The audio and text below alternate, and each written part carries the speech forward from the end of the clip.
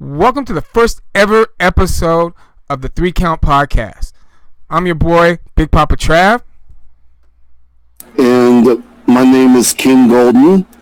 And welcome to the 3 Count Podcast. And we just got finished watching tonight's episode of Monday Night Raw. And this episode is fresh off Money in the Bank 2019. And this episode started off with Brock Lesnar coming to the ring. Brock Lesnar is this year's men's Money in the Bank winner. And Brock Lesnar has issued a challenge to either the WWE Champion or the Universal Champion. He says he could be coming after either champion, Kofi Kingston or Seth Rollins. So he says pretty much that either champion should be watching out for Brock Lesnar. So what you got? So we could either see a Seth Rollins Brock Lesnar rematch, or we could see a first time match between Kofi Kingston and Brock Lesnar for the WWE title. So what do you think, Travis, about those two possibilities? Well, I mean, either one could be a good match. I honestly think they might try to pull a repeat of the women's and do a triple threat.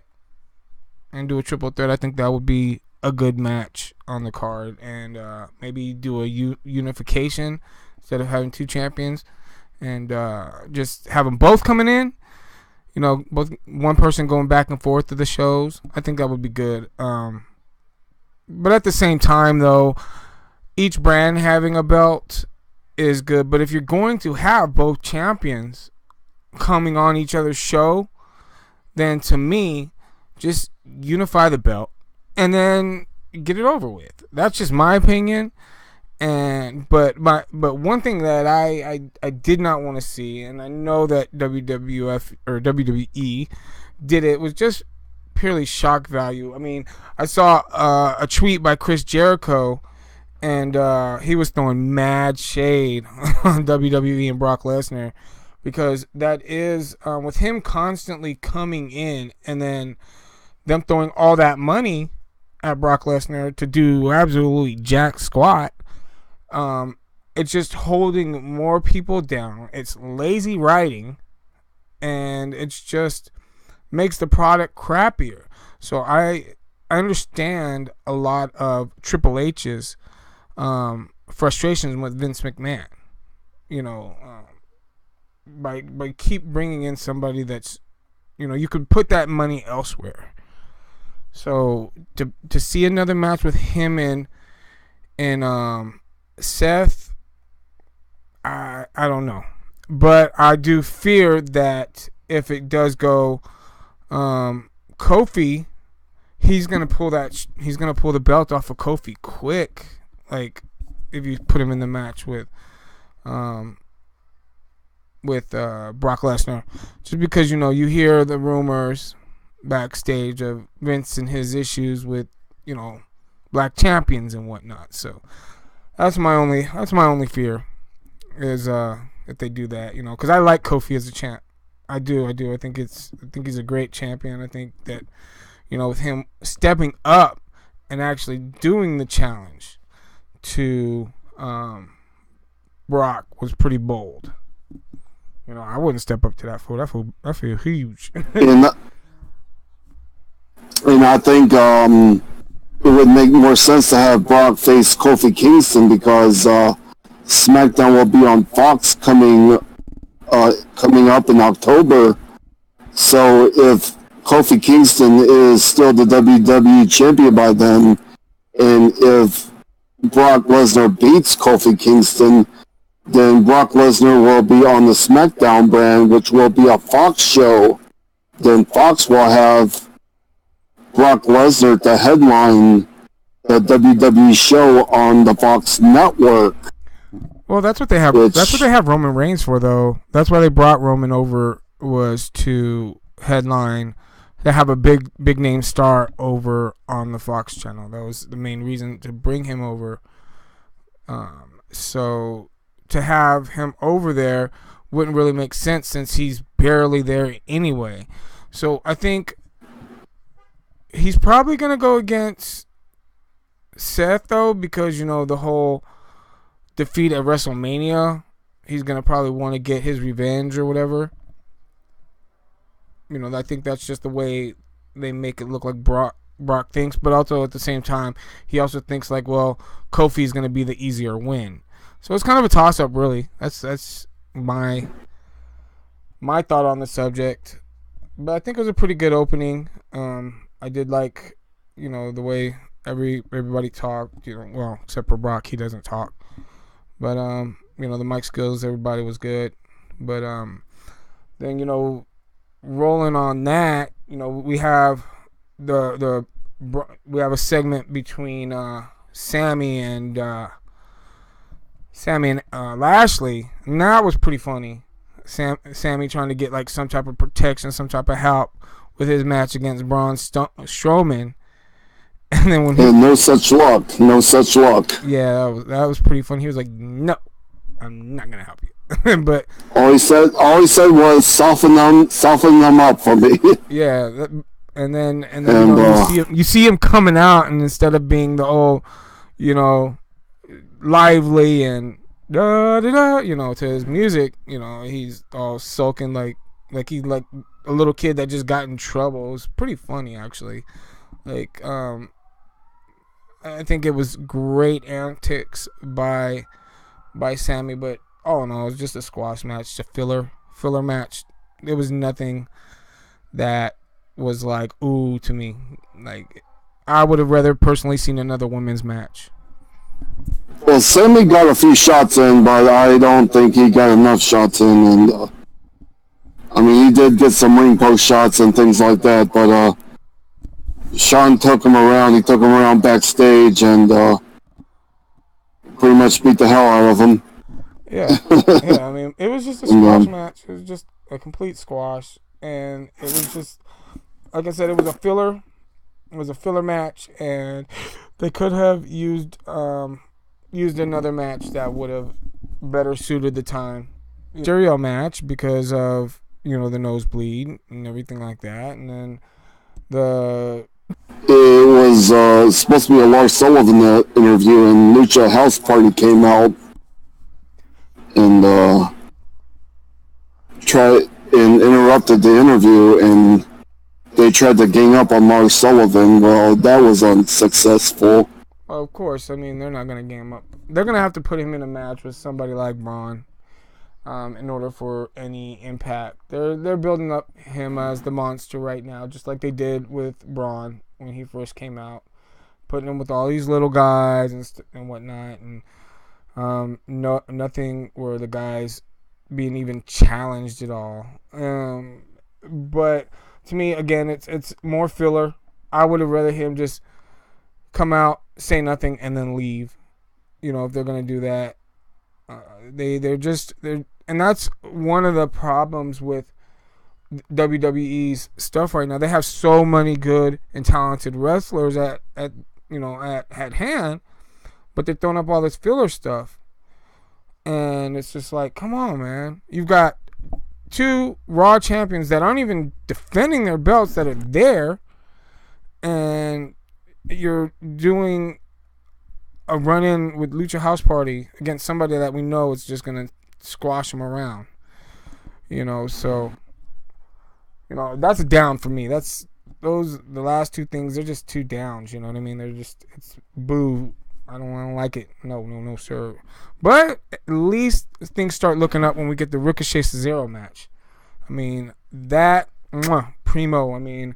Both those guys, great workers in the ring, great spots.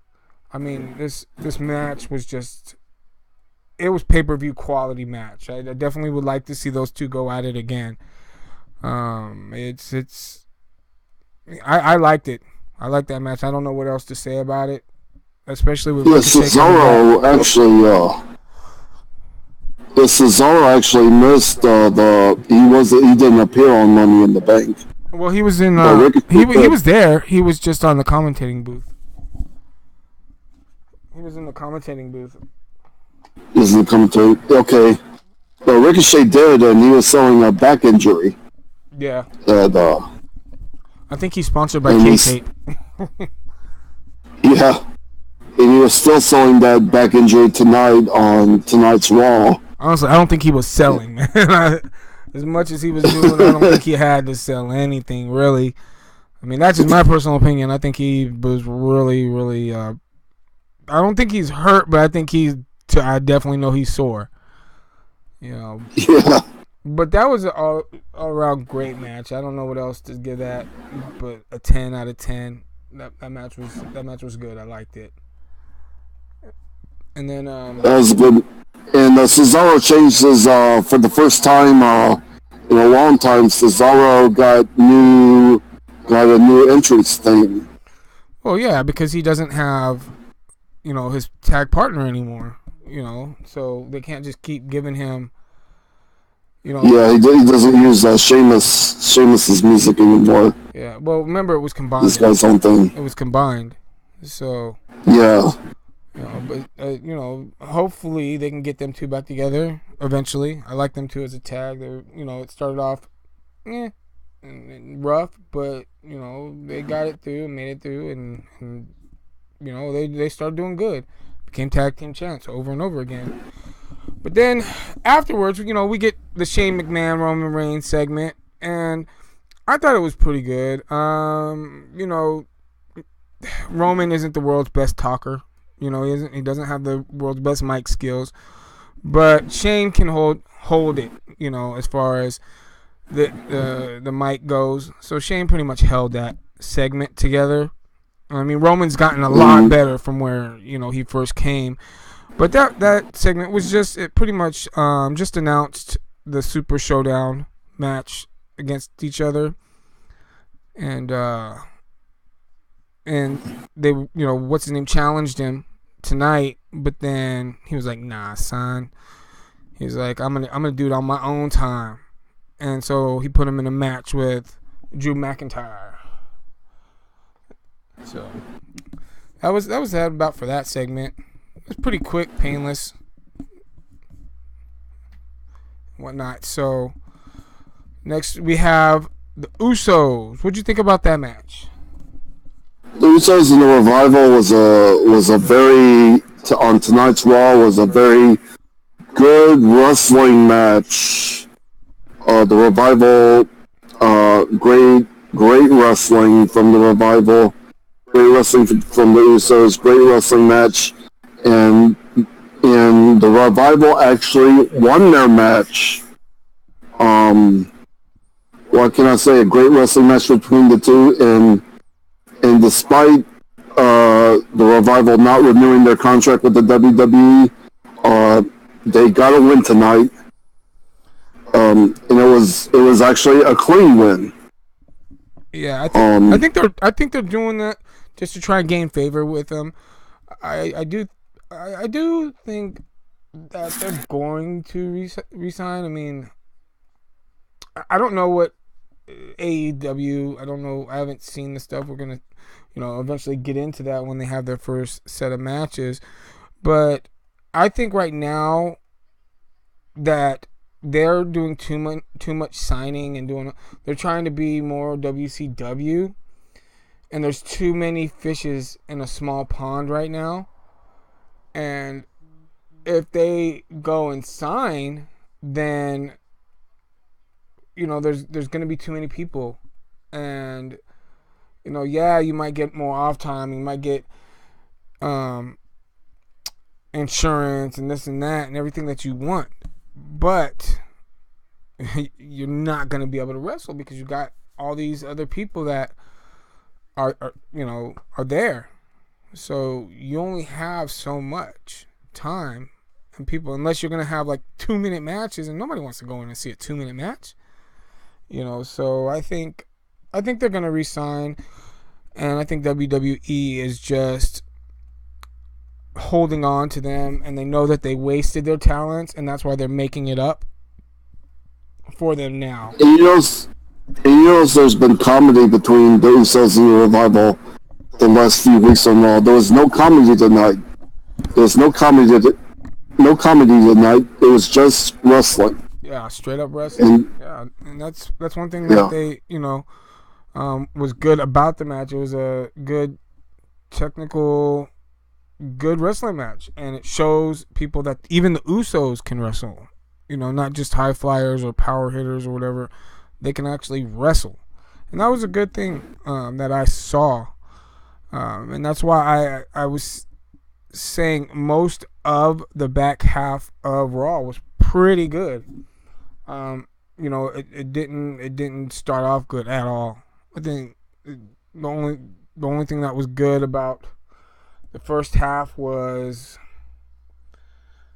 nothing at all. Yes. Everything after Ricochet, everything after Ricochet and Cesaro, great. So then after we get the new segment for Wyatt's character, now that was creepy. That's just I'm getting stoked and excited to see this character. Yeah, that was just creepy. Yeah, I mean, Bray Wyatt didn't talk on this week's segment. It was just cringy. There was no talking on this week's segment of Firefly's Funhouse.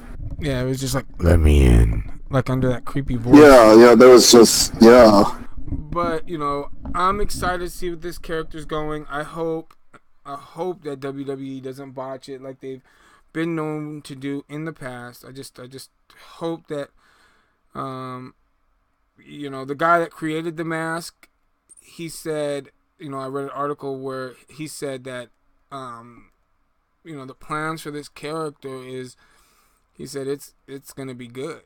And he hopes that it pulls off the way things are planned. Because if it does, then it's going to be super creepy. And I can just picture, him going back and forth. And I think we talked about this before. If they do, like, Dr. Jekyll, Mr. Hyde character where, like, this... The creepy, I don't even know what to call him, the creepy guy with the mask, maybe if he is more like invincible, like old school Undertaker, old school Kane, can't be hurt, sits up, do all this, has some super, natural powers or something, while the, Mr. Rogers character has like some type of weakness. He can be hurt somehow. Or, like, if he starts getting hurt in the ring, then all of a sudden that other creature, he'll go into the ring and a mask, put on the mask, or switch clothes, the lights will go off, or something, you know what I mean? Like, I think that'd be a good way to switch out the characters and whatnot. And that's just my opinion. I think that... Yeah, we'll just have to see what happens. It's no telling at this point. Exactly. It's still but it'll be interesting to see what they do with it. Yeah. Especially, like, what makes it even more creepier is that, he's a children's host, and, somebody that's supposed to lead and take care of the future of the world, and mold the minds of young children. That's just creepy and scary, actually. But then after that, we get things a little bit better because my favorite segments, the Moment of Bliss. We got the 6 women tag team match. Well, first, not first. First, it was just the interview with Becky, one belt now. Sad tear. Becky one belt. I'm just gonna call Becky. Becky one belt. Yeah.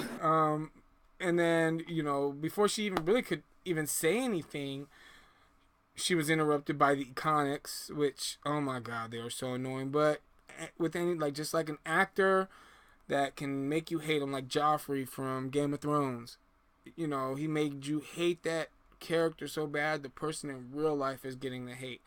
So those two, man, I really, really hate them, but they just crack me up so much. Yeah, they ended up interrupting and running their mouth, and then guess who else comes out, folks? And Lacey Evans came out. The biggest interrupter of them all.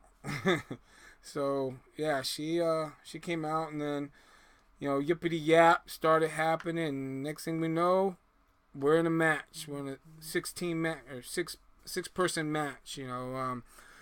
Becky, Nikki, and Alexa versus the Iconics and Lacey Evans. And Alexa didn't wrestle at all. She was Becky. All Becky told Alexa was just stay on the apron and look pretty. Well, she's still under the protocol. She's still under the concussion protocol, which at least this way she's getting out there. She's still being seen, still becoming relevant, and I think the WWE is just being more cautious with her because she only wrestled like one time after coming back from the last 5 months from the last concussion protocol, and they took her off house shows. I think they're just being more precaution because concussions are a bitch, and they don't want her to end up like Daniel Bryan or have neck injuries and lose like Paige or Edge or any of these things. So I think they're just being more precaution, but at least it got her out there, and she was able to make her presence known. So, Alexa, it was just funny because when they did, she was like, she'll do, and she was like, I'm not ready. Like she tried to back out of it, but at the beginning of the segment, she was like, I'm not trying to get my bags lost, so I came dressed. So you knew something right there was gonna happen, as far as her going to quote unquote wrestle. But yeah, they had the match, and I think it was a great match. One of the highlights of the episode of Raw. I think it was a great 6-man tag, or 6-person tag, I should say. I think between Nikki and Becky holding their own, protecting Alexa. I think they did a great job. Plenty of spots between all the players involved, and it was just a great match. It was just a great match all around. I don't know what you think. Okay, next is the introduction of the new WWE title, the 24/7 title, introduced by Mick Foley. I call that Hardcore 2.0. The Hardcore 2.0, and there were three. The titles changed hands 3 times tonight. Was it 3 times? No, it was. Yeah, first it was won by Titus O'Neil. Yeah, Then he was pinned by Robert Roode. Then Robert Roode was pinned by R-Truth. Yeah, that's right. But when Robert lost the title, that was a little bit funny because he had R-Truth hide him in the trunk of his car, and then R-Truth, I knew that was coming. I thought R-Truth was gonna pin him in the car though. In the trunk of the car. I thought he was going to do the pin, but he tricked him to get in the car, and there was a referee waiting, and then he jumped him from behind. Yeah. But I think it's going to be a fun title, but I don't know how long it's going to last, honestly. I mean, us old school wrestling fans, we've seen this before, and and maybe they did it again because the old or the new school wrestling fans haven't seen the hardcore title. And so they kind of wanted to give that back to the fans, where anybody could be attacked at any time and lose the belt at any time and this and that. I don't know how long it'll last. Just because people in today's society have less attention spans, I think it'll be fun and exciting and see who and how somebody's going to get pinned next. But I don't see it lasting as long as the hardcore belt did the first time. That's just me. My opinion. So I don't know. What do you think? There might be a ploy to get ratings back up. like back in the day when ratings were pretty high, they had a hardcore title, the 24/7 hardcore title. I don't know. I mean, it's they're. I mean, they're doing anything to get the ratings up. The 24/7 title, the wild card rule. I mean, they're doing whatever it takes, man. Yeah. I mean, Well, I do think that they are, but at the same time, you can get the ratings up by just having better writing. You know, letting the wrestlers be a little bit more creative with their characters. I'm not saying they got to run the house or the asylum or whatever you want to call it, but you got to think about some of the things of the past. You stop repeating storylines. There's so many things that WWE has got wrong that, like, I know that I could personally go over there and probably outschool their whole writing team, because I don't think that their writing team are wrestling fans. I think for somebody to write for wrestling, they should be a fan. They should know the business, and I don't think these people do. And that's just my opinion. But as far as the the 24/7 belt goes, I think it's more gonna be for just people that are the mid-carders, just to be able to get some TV time, to be able to do something. Because as I told you when we were watching Raw, is that sometimes when you can't get booked, the only thing you can do is a Royal Rumble. And they can't have Royal Rumbles every single week, and they've got to have a reason to be paying their wrestlers, right?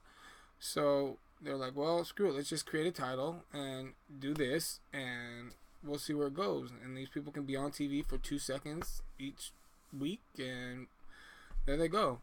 So I think honestly that's why it was created, but then we get the Miz versus Drew McIntyre match. That was made right after the segment between Roman Reigns and Shane McMahon. That match was made because Miz still wants to get after Shane after the craziness that was Money in the Bank with Shane McMahon, or Sweat McMahon is what some of the people in the back are calling him, because he sweats just when he starts thinking about sweating.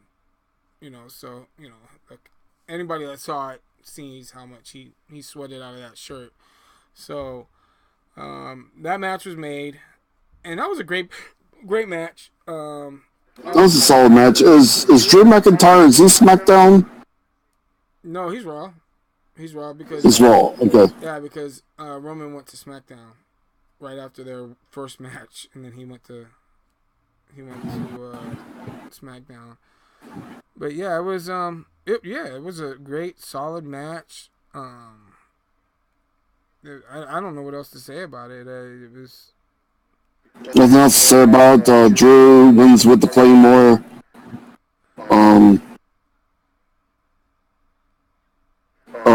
Shane McMahon told Miz he's gonna give him one more. He says he was done with him. He's going to give him one more thing. But he's going to give him one more thing to remember him by. He's going to give him a coast to coast.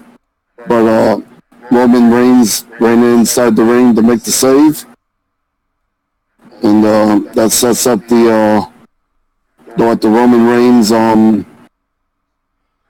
McMahon match at Super Showdown. Well, I also think that probably next week, I think that there's going to be a tag match. I just feel it. Like, it'll be Miz and Roman versus Shane and Drew McIntyre. And I'm waiting for Miz to turn heel again, because that's the best thing that Miz ever has done. It's fun for him to be a good guy, and everybody likes it, but he's always the best he is as a heel. And I know that they're playing him as a good guy right now, or a baby face, because of his show. I mean, I love his show. His show is great. But I think that as a character, The Miz, the A-lister, he's just a better heel. And I think that when they lose, he's going to turn. And I think no, because Shane or what's his name is on SmackDown, so it wouldn't be. I would say it would be at if they lose their match that he would turn on Roman, and he would definitely get a heel boo for that. But then who's he gonna wrestle? Because Roman can't just keep coming back to Raw. I mean, technically he's never left Raw. He's been on there every week since he's got drafted. So yeah, he's still on Raw technically. yeah. So I don't know. I think if he turns, it'll be some other way. But I think he's gonna get at least one on Shane. If they do a tag team, I think he's gonna get the pin, and then maybe they'll have a match at I don't know, whatever. Not the next pay-per-view, but maybe a match on TV, and then it'll be over once he gets his payback. I think that's when it'll finally be over. Gotta put your employees over. You can't just win all the time. And then after that match, they pumped the main event with this Kofi and Rollins versus Lashley and Corbin. They pumped that.